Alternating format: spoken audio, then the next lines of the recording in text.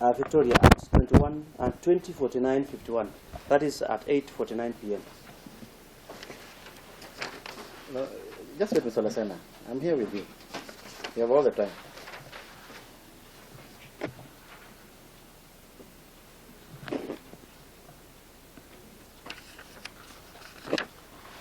He was captured at Victoria Court. Where is the 849? Yes. Where is the 849? Show me in this color. 20:49:51 is in translation for Swahili 8:49 p.m. It's all right. Yes. You speak Masai. You will say understand. So, No. so this is a case according to you, where two unknown people, then the man is sent late midnight. Ms. Olesena, with your vast experience, does that make sense? It makes sense. Why not? I can't be there. I give instructions, send this money, and I go my way. It makes sense. No, it's my other colleague. Yes.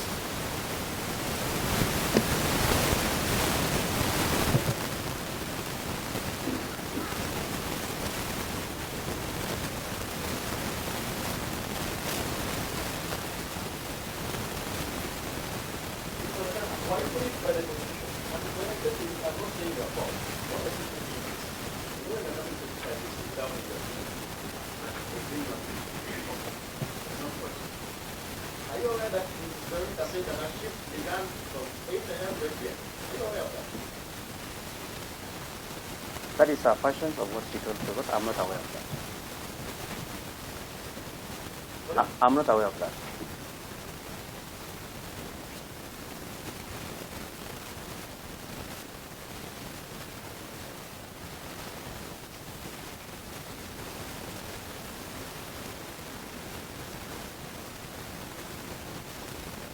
From your investigation, who suggested the venue?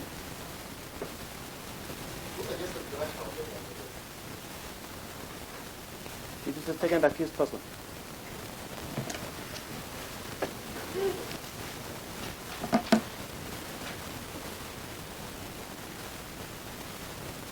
Who recorded the statement of XYZ? It was first statement was recorded at Homa Bay.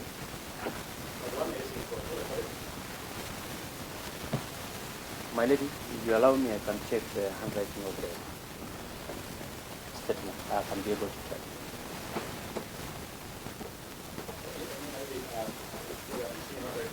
Let me go back to you.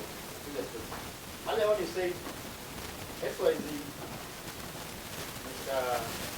Barak, MCA, and the deceased flew together, right? No, What did you say? everybody, XYZ and the deceased came on their.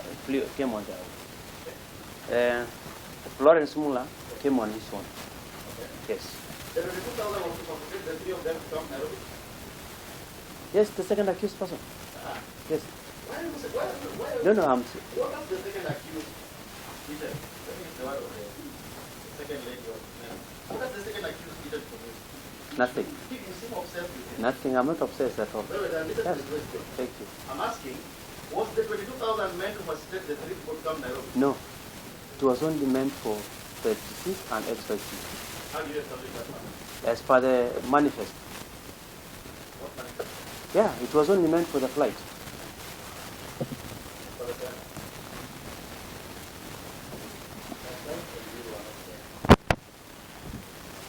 You're relying on the statement, your team recorded,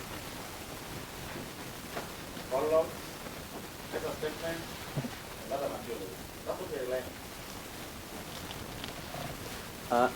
My lady, I don't, that's wait, I don't suppose that at any moment you want to play the role of XYZ. Take that conclusion that the money was for the two of them only and not the... because it was mostly sent to XYZ, my lady. There was no money sent to Very well. the MCA. It was purposely sent to XYZ. Yes.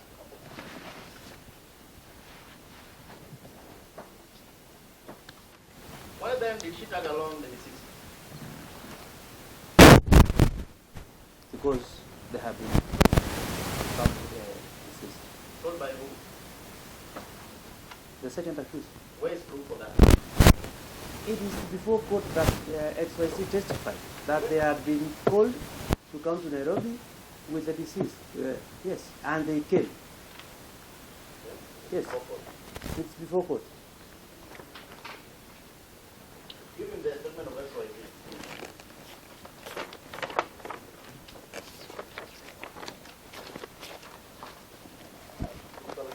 I will refuse to rely on the rumors. What you think happened? I put it to you that XYZ said in his statement that he's the one who changed the venue to crash our hotel. Then that is the court to decide, not me. No. Then you asking about the money. And what was supposed to be. Yes. Is there any other question about the money? No. The answer he gave is okay. I've got it. Let me see.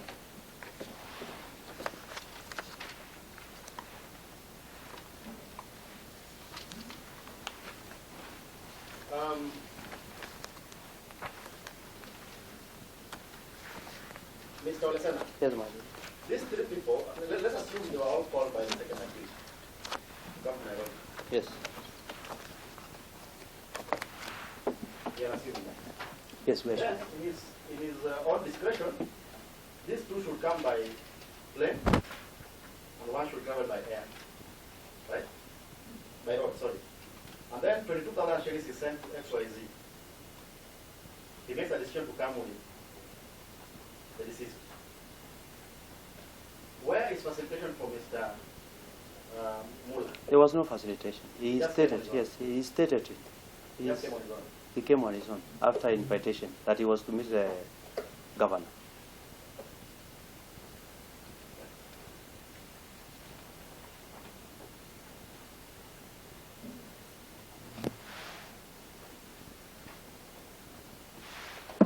Now, let me think I can go to the position of Russia.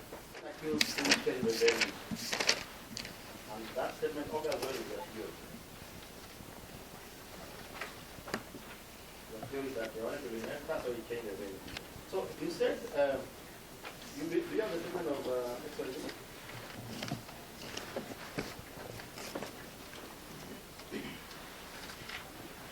Are you referring to the text? My lady, I think the first question from the friend was who recorded the statement. That is what I want. That is why I've asked who recorded the statement. Thank you. Listen to the question, Mr. Lasena.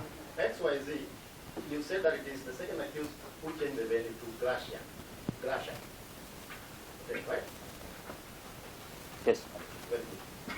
Are you aware that XYZ said that he's the one who changed the statement, who changed the venue to Gracia? I'm not aware. Is it a statement?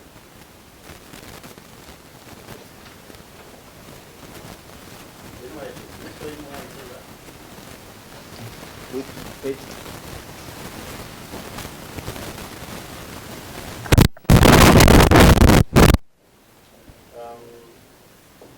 On 3rd September. You aware that he said he's the one who chose the venue? And in fact, from the instruction I have, the second accused being the peer to the governor then. Look at his statement. It's not the one. No, he's not the one. It's the second accused. I thought you said the question was whether it was XYZ who chose the venue. Correct, that was the composer. Mr. Olesena, are you aware that XYZ told court when he testified in chief that he's the one who chose Gracia as the I'm venue? not aware. Not aware. Yes, it is. Yes. 7th October. 2021. Interrogated with them, and I still believe the fashion they gave me as an IU, and I stood by that. Whatever they told the court, I was not in court, and that the court will decide on. Okay. Let me make it clear. Please confirm that these two witnesses gave contradictory statements. I cannot confirm to that. No, From what I've told you, I cannot confirm to that.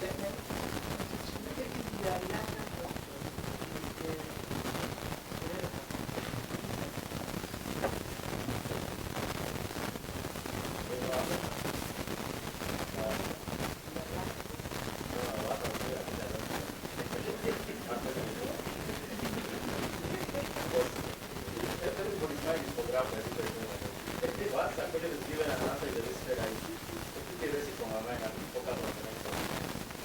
That's what I will ask the question that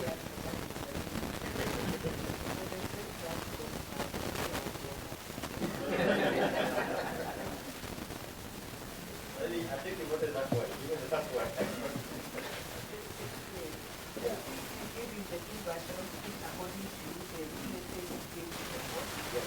Then you ask whether he did confirm whether or not the second accused. Mr. Olesana, did you confirm whether the second accused corrected here? Yeah, he boarded the Did you confirm? XYZ. Yes. And I agree with you. Now, and I'm telling you that XYZ and Mr. Gombe gave two different versions. Even, When I even, said you even, cannot even, go with your team sprang up no, in objection. no. Which one do you want to go with? The one Mr. Gombe said or the one XYZ said? My lady,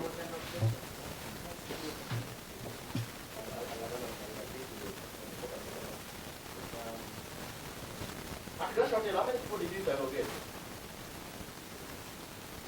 we interrogated the waiter who served the deceased and XYZ That's one. and the manager. The manager. Yes, my lady.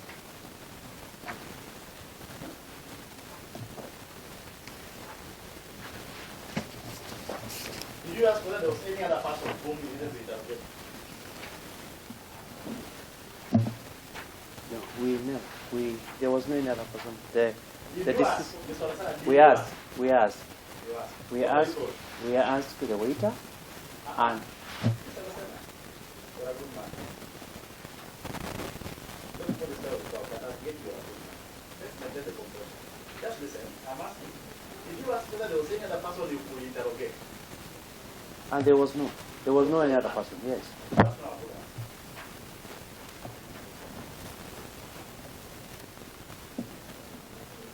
Any other person apart from Apart from the waiter and the manager. Because this waiter served dinosaur to a pregnant woman. Was given one other shilling for food. He was here. And when you interrogated him, did he tell you ordinarily how many people are usually on shift in the evenings?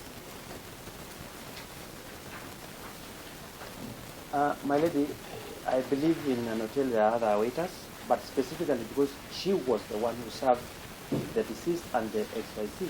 That is where I interrogated because she was in communication and in contact with them. During your interrogation. Let me look at the statement. You know that somebody spoke, you cannot hear your better. You spoke I'm to not- me, I'm a man. You spoke to a woman, is a woman. A man can never be a woman. Whom did you I speak? believe he's a waiter. Hey. He. Yes, sorry, my lady. I put it to you that he told court that on that particular day there was a watchman. There was a, we call him soldier. There was a guard. He said there was a guard on that particular day. I'm putting it to you that he said there was a guard. I don't know what he told the court. He told the court, yes.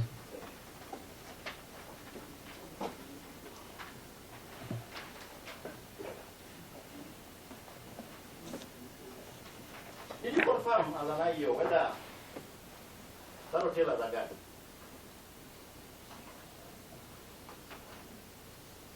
Yes. Or was there a guard and you intentionally omitted him from this No. proceeding? My lady, I believe there was no card because we could have recorded the No, statement. wait. There's another answer you gave. You said yes. You confirmed that the hotel, you confirmed whether the hotel normally has a guard. What response did you get?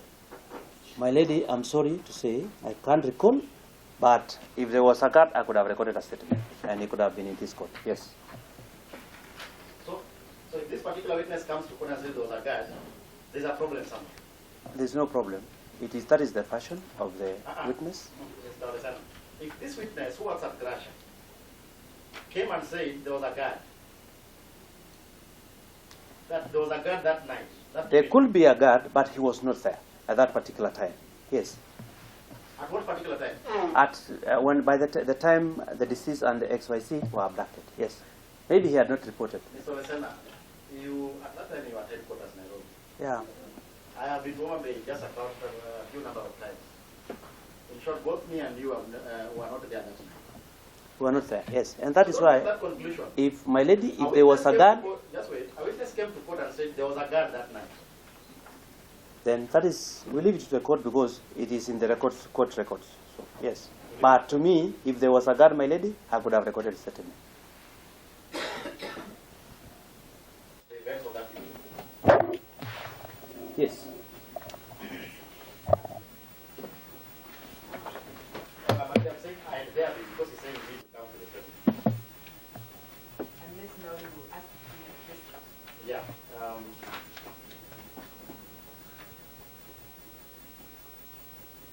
Mr. Alessandra, you agree with me that where there is a security guard, Investigator. So let you have the Mr. Alessandra. Go to page 6 of XYZ's.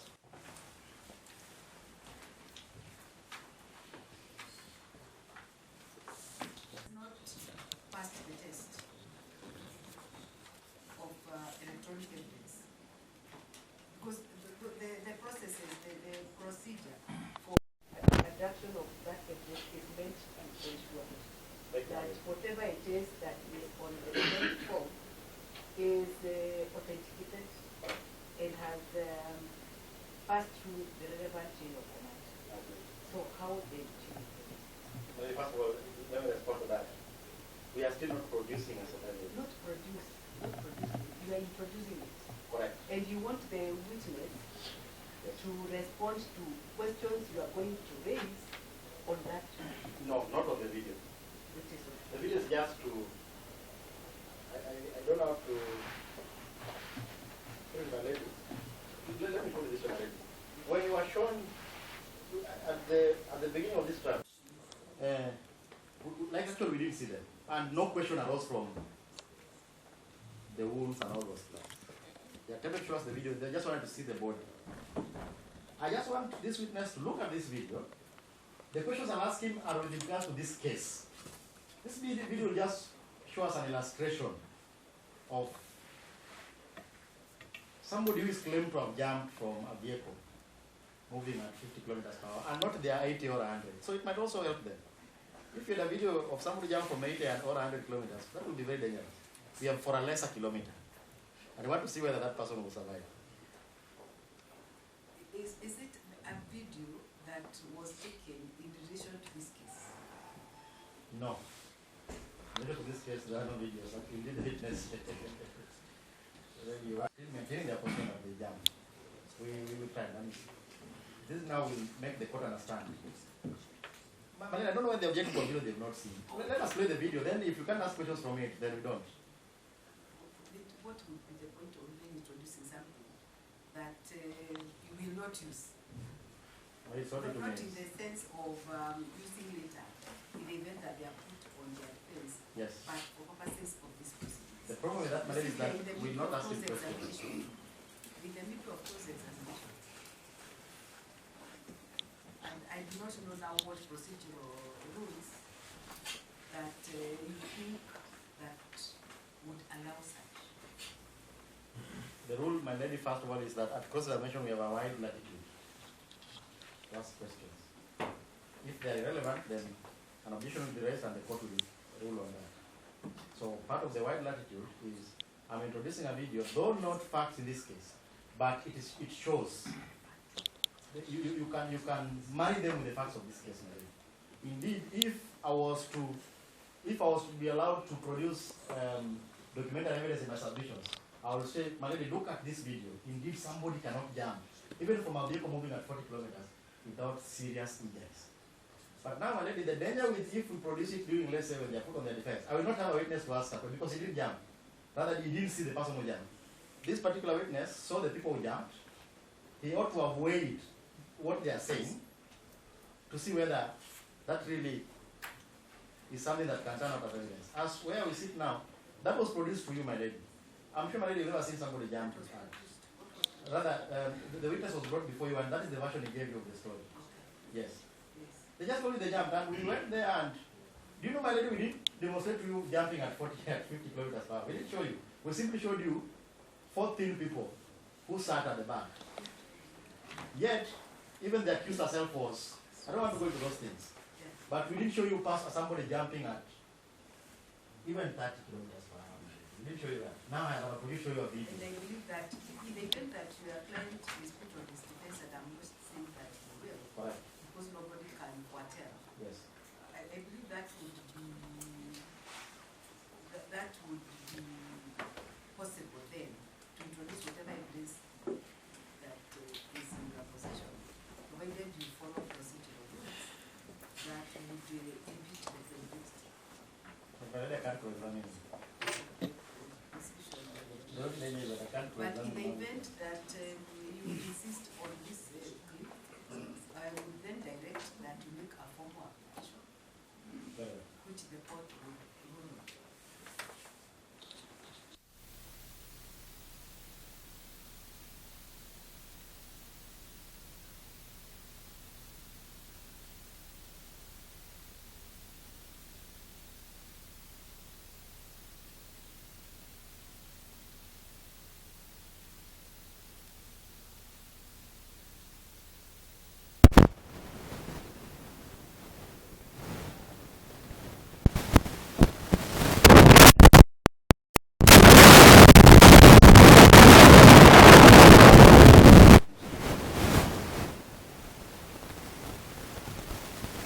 Article 52K.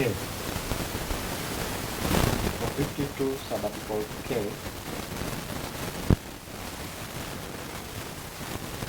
says the accused person has a right to fair trial. This right includes the right to abuse and challenge evidence. Abuse and challenge evidence.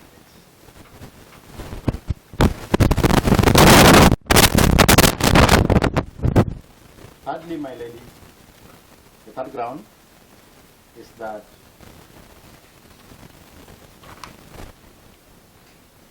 the procedure for adducing evidence is first marked.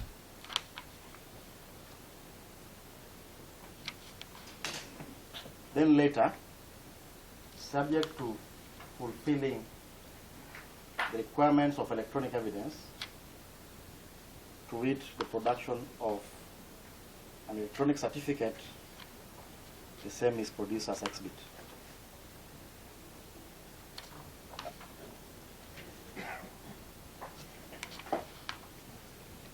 My lady, no prejudice will be suffered by the prosecution and my co-counsel for the other two accused persons if this video is marked for now. Marked, my lady, not produced. This evidence does not violate or does not fly in the face of Article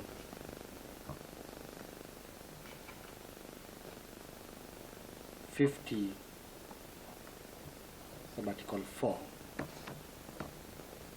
Article 50, sub-article 4. Yes, which reads that evidence obtained in a manner that violates any right or fundamental freedom in the Bill of Rights shall be excluded if admission of that evidence would render the trial unfair or would otherwise be detrimental to the administration of justice. So this particular evidence does not fly or does not violate the Constitution.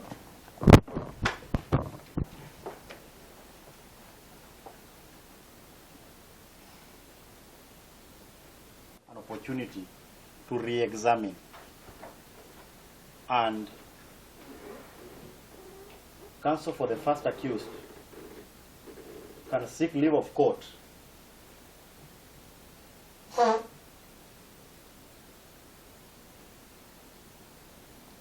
in the event they so wish to clarify certain issues. The clip is a short one. With those grounds, maybe we pray that you allow the application.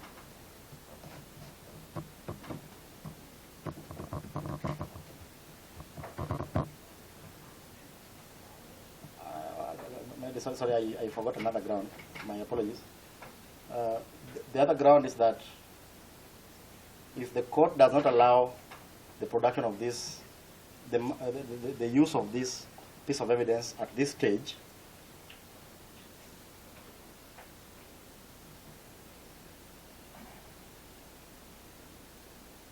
then the second accused will not have an opportunity to test this evidence against this particular witness, who is the IU. Just which evidence? The clip, the subject of this application. And to test, my lady, means I'm simply meant to ask questions in making reference to this clip. In short, once you release Mr. Lesena, he will go to Wajir and we might not find him back. It will cost the state massive resources with this race to bring back Mr. Lesena so that I ask him questions. Also, it will make the record untidy. But once we've now finished the prosecution's case, I now want to bring another witness in the defense case. They will get there to ask him questions. Already lastly,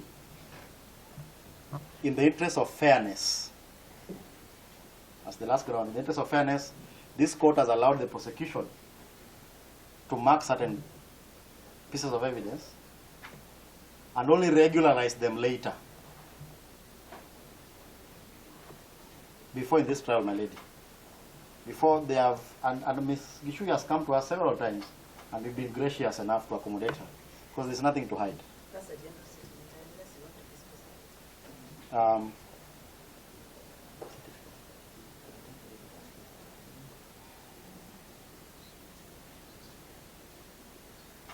Yes. But if I remember, there was even a certificate for the logbook, which was printed and brought by the person from NTSA. By the time he brought it, there was no certificate, and he only came and brought it later. When I was going through the proceedings, I saw that. That is one instance, my lady. And you were gracious enough to allow her to recall back that witness and produce that certificate. In the meantime, it was not struck out, rather, it was just marked. And in the interest of fairness, we should also be allowed to mark this one. When it will be appropriate, we'll produce it as evidence. And on that, I don't expect them to now come with that comments in the last witness. Gracious enough to allow us mark this one, maybe we produce it, and they'll have an opportunity to get an evidence. Thank you, my lord.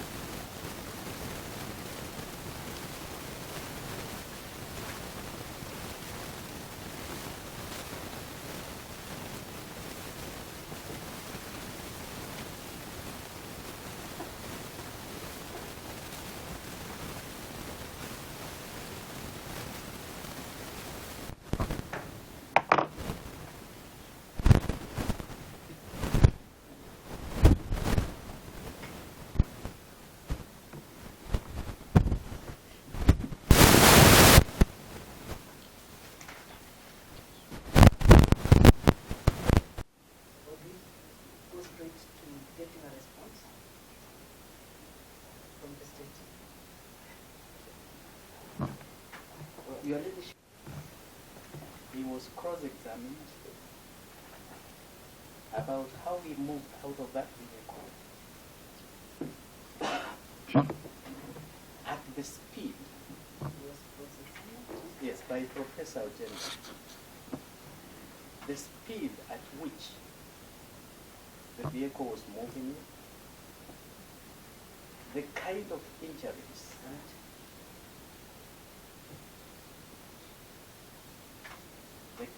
injuries he sustained,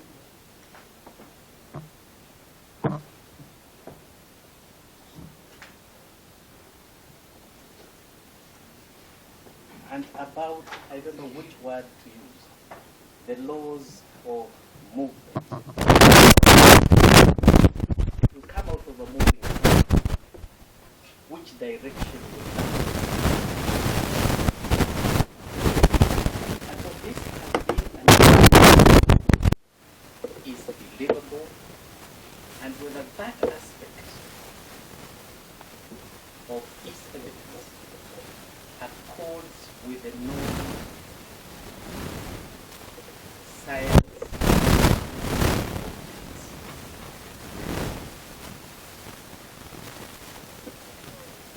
witness on the stand is the investigator. He is under cross-examination.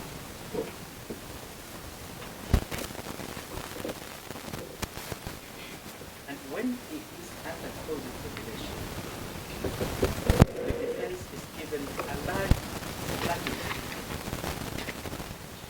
to test of the Constitution.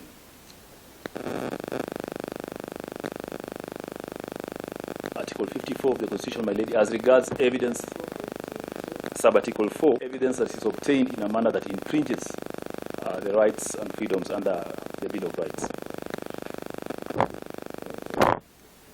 And my lady, it is our position that this particular article does not apply at this instance.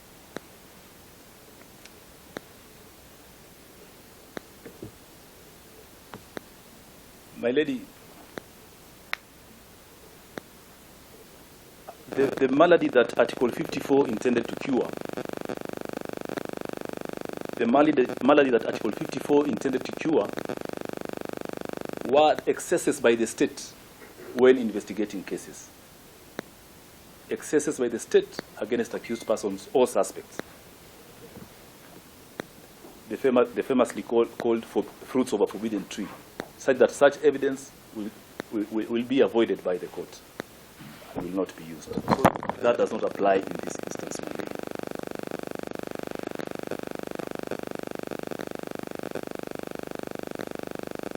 So then, my lady, no, I'm saying this is what is famously known as the fruits of a forbidden tree. So that, yes, my lady, so that such evidence will not be used by our courts of law once it is established that it is obtained in a manner that is afoul of the Bill of Rights.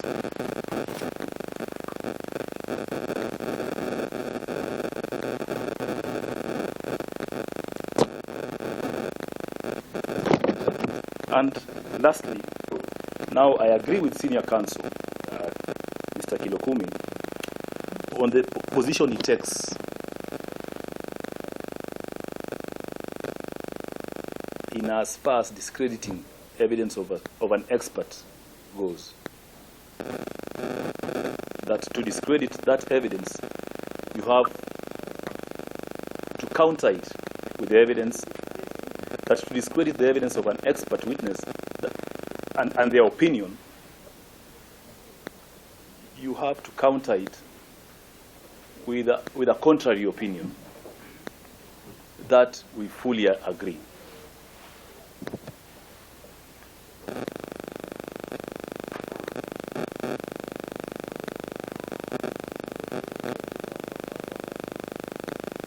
And that, my lady, in this instance, it is our position then that had that evidence been properly admitted, say from a safety engineer, someone who understands physics and the law of motion, had that such evidence been adduced and admitted before this court,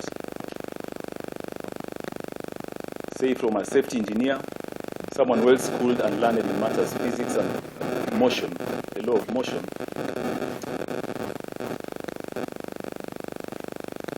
then it will only have properly, so from a maybe safety engineer, safety engineer, or people schooled in matters law of motion. My lady, such expert opinion and evidence cannot now be put before the IO, and we're now expecting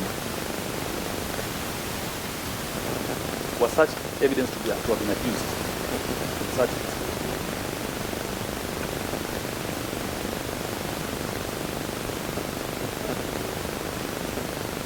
yes. Yes.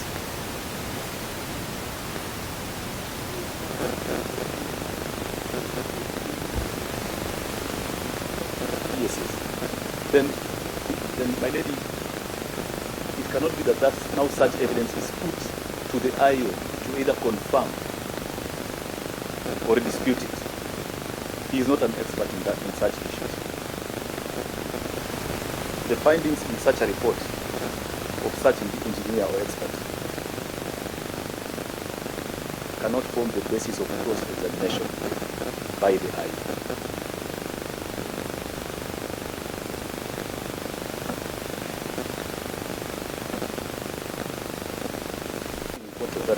We even don't know the authenticity of this clip. A very short one, we're told. We need a minute, 30 seconds, we don't know the authenticity of this clip.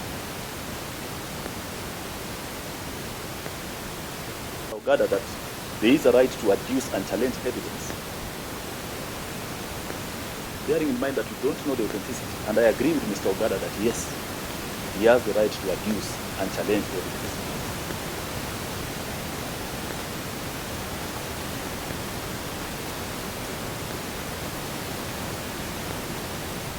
Then, my lady, how then do we challenge the authenticity of that which we don't even know where it's coming from?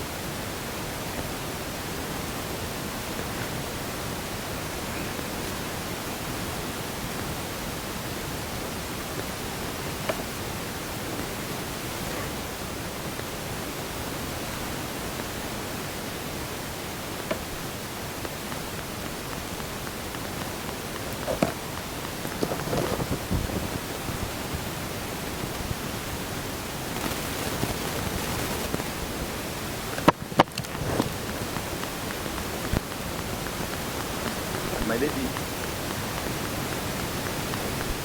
will agree with us that this court finds itself in a dilemma in such a situation. The court finds itself in a dilemma in such a situation as posed by learned counsel.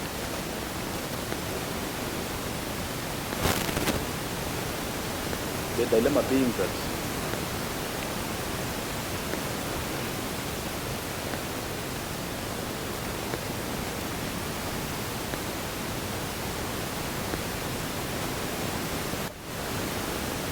how then does a court of record admit an extraneous clip into the proceedings where there is no supporting law, and when there is no basis laid for the same, nor any authenticating document? My lady, the documents Mr. Ogada is referring to, the copy of records, these are public documents, and these are documents that were already pre-supplied to the defense. There was no ambush.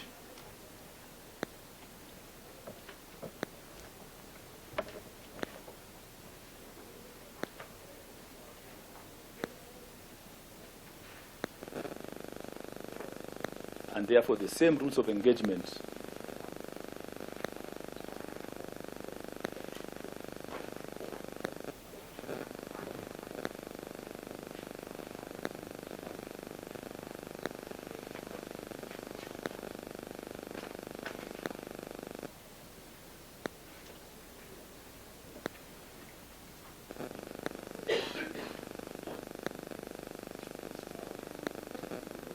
and therefore, my lady, the same rules of engagement that were applied throughout the prosecution case to PW42 should remain and be applied equally to the defense and Moso Ogada when he intends to adduce such evidence.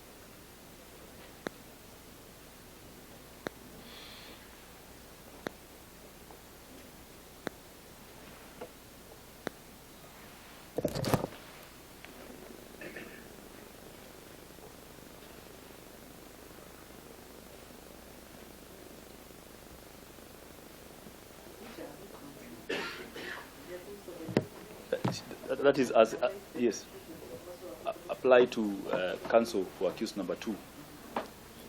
These are rules as regard in line with section 78A as read with 106B of the Evidence Act on admissibility of electronic evidence.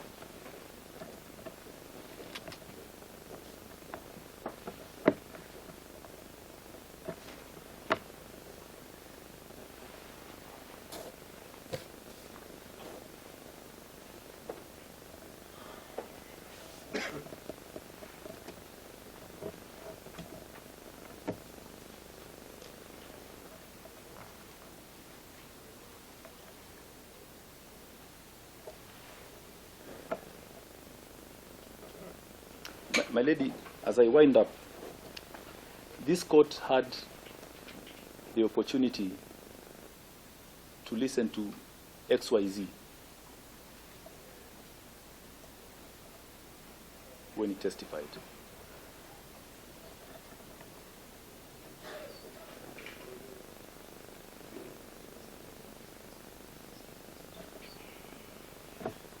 The defense had an opportunity and at length to cross-examine him before this court.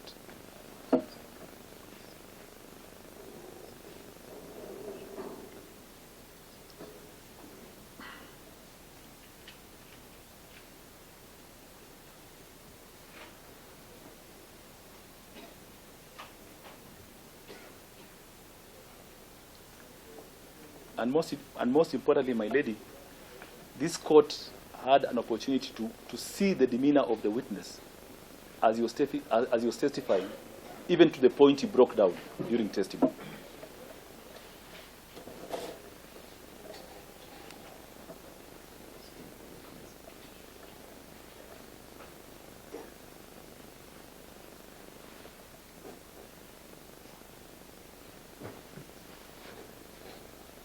But my lady, now, to be told that we now want to rely on a simulation,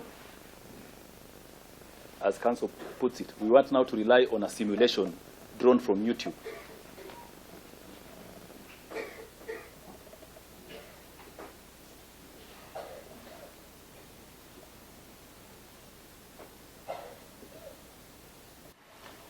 And you're supposed to make inferences between a simulation and what happened in the real world.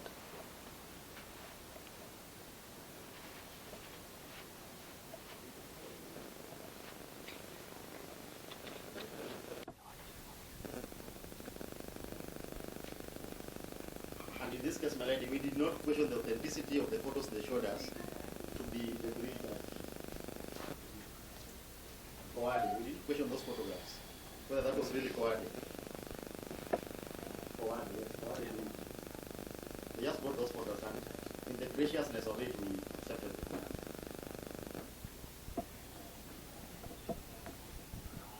Lastly, it is a slur on our reputation for learned counsel to say we do not know the rules of cross-examination. It's a slur on our training. It's a slur on our experience. Clips that I've done by other people. If he was questioning the authenticity of the expert, I've said the video is physics in nature. It's physics in nature. I'm not producing I'm not doing a farmer to explain things fluidly. Yes. Yes, in a way, that what you are seeking.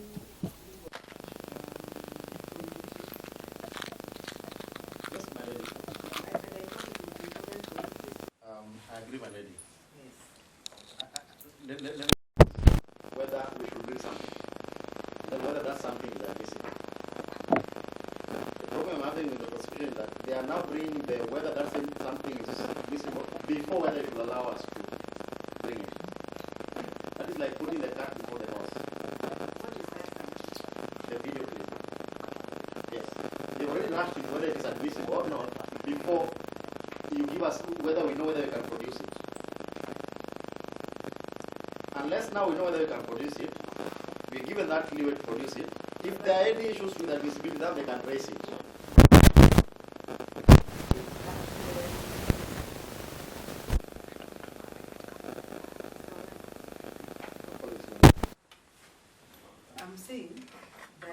one of the issues you should respond to is the claim that,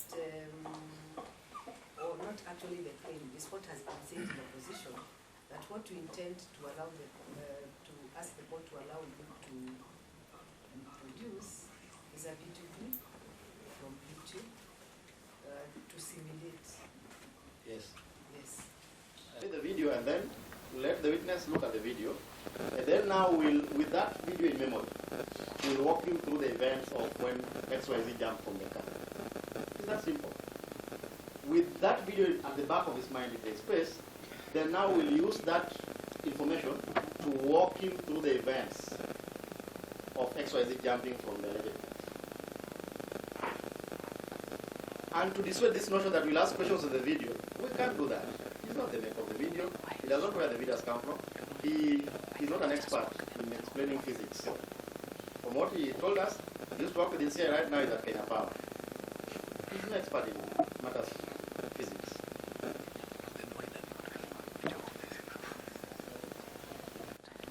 You said you were reminded to ask you Kenya Power. And my lady back also what I said, the questions are not technical. Indeed, my lady, you see they are so simple. I just wish I could divulge one. It's so simple. Just 2 or 3 questions. Then Mr. Mulama will do the reputation. Admissibility, not credibility. That is all. Thank you. At this point, we are dealing whether you should allow us play the clip. Essentially, that's what I'm saying. No, not whether the video is credible. The video is credible anyway. Not whether the video is credible. We are only the opinion that the video is credible. The only issue of admissibility is when now we'll want to produce it as our evidence. My lady, we first mark. That is true. That is why I asked you what the last statement was that the issue we are dealing with now. That's a slip of the tongue, my lady. A slip of the tongue. That's a slip of the tongue, my lady. Unless there's a question, I beg to sit.